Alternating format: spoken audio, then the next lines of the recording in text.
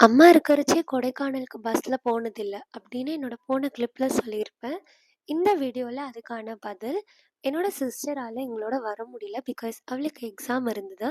நானும் என்னோட அப்பா மட்டும் தானே. அதனால நாங்க வந்து பஸ் சூஸ் பண்ணோம்.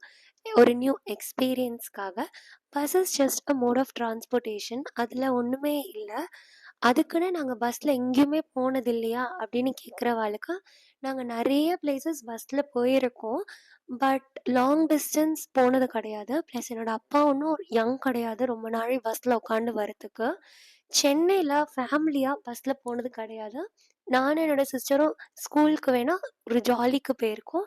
அண்ட் என்னோட அம்மாவும் தனியா பஸ்ல போயிருக்கா. ஸோ இது வந்து இத பத்தி அவ்வளவா பேசுறதுக்கும் ஒண்ணுமே கிடையாது. பஸ்ல போறோமோ, கார்ல போறோமோ, இடத்த ரீச் பண்ணா போதும். Just a mode of transportation. So பண்ணைக்கால்ல இறங்கினோனையுமே எங்களோட ஃபர்ஸ்ட் அட்வென்ச்சர் இங்கேருந்து தான் ஸ்டார்ட் ஆகுது. Yes, jeep safari. அவ வந்து எங்கள ஜீப் சஃபாரி அழைச்சிட்டு போனா.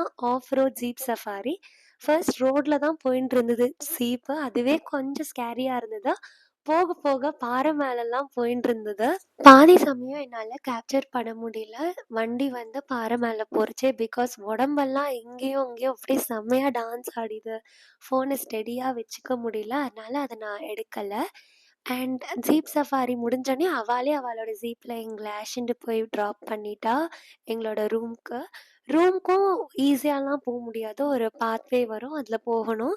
அண்ட் இவன் இருந்தான் கியூட்டி பாய். எங்க போனாலும் ஒரு கியூட்டி பாய் நமக்குன்னு வருவா. அண்ட் அவனோட பேரு வந்து பூபு. பேருக்கு ஏத்த மாரியே ரொம்ப கியூட்டா இருந்தா. கீழ பாருங்களேன் எவ்ளோ பெங்களூர் கத்திரிக்காய், சவ் சவ் அப்படின்னு. அது வந்து அவாளே நட்டு வளர்த்து கீழ அதுவா விழுந்திருக்கு. அண்ட் எங்களோட ரூம்க்கு நாங்க போக ஆரம்பிச்சுட்டோம். மேல தெரியறதா தட்ஸ் ட்ரீ ஹவுஸ். ரூம் டூர்ல இருந்து எல்லாமே நான் உங்களுக்கு அடுத்த விலாக்ல காட்டுறேன். Bye bye. தேங்க்ஸ் ஃபார் வாட்சிங்.